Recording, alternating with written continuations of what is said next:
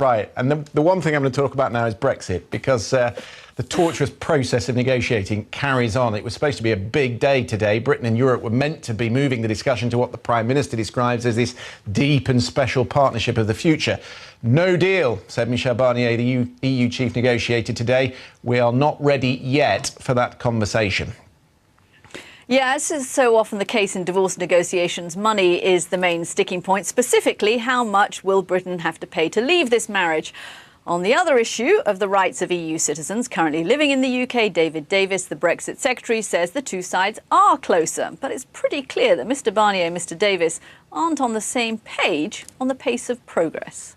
In her Florence speech, Theresa May explained that the UK would honour the commitments entered into as a member of the Union, and that is an important commitment.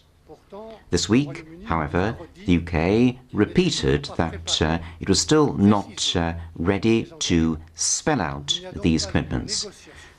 There have therefore been no negotiations on this subject.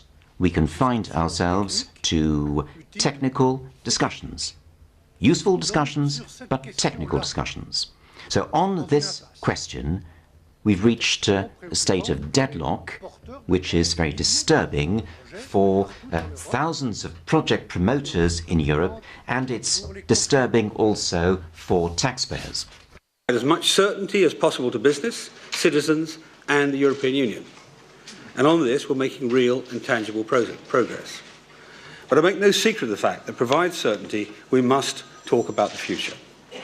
The Prime Minister's speech set out the scale of our ambition for our deep and special partnership in the European Union, and also laid out the case for a simple, clear and time-limited period of implementation on current terms. As I said when I stood here last time, I hope the leaders of the 27 will provide Michel with the means to explore ways forward with us on that. Of course, the European Council meeting of the leaders is next week. I'm joined in the studio by Henry Newman, who's director of the policy think tank Open Europe. Good to see you.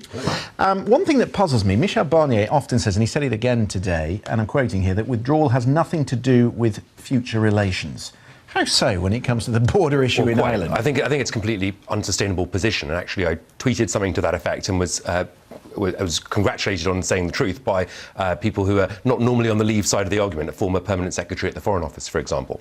And I think Michel Barnier is keen to separate this out and talk about, well, the whole EU wants to talk about withdrawal issues, Northern Ireland, money, citizens' rights before discussing trade. But as you said, on Northern Ireland, these are totally intermeshed. Interconnected. Right. And even on the question of whether sufficient progress has been made, this is ultimately a political judgment that Barnier is making. And he's, I think, actually probably in a better place. I think he's quite keen to get on to talking about the next stage, but it's apparently France and Germany and Romania who are saying, no, we want to get more money out of the UK. We want to see the colour of their cash. I did wonder, actually, it's interesting you mentioned Germany, because obviously there is a big coalition negotiation going on there at the moment.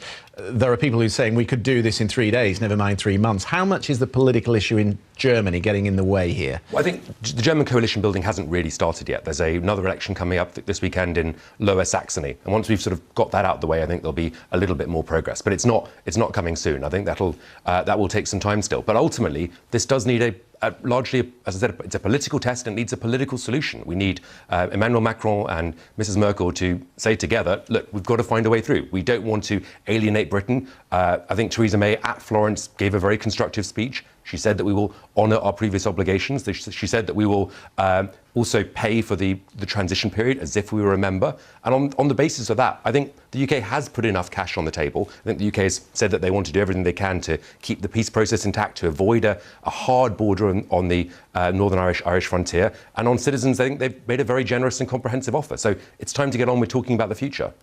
Henry Newman, thank you very much for coming in. This is Beyond 100 Days from the BBC.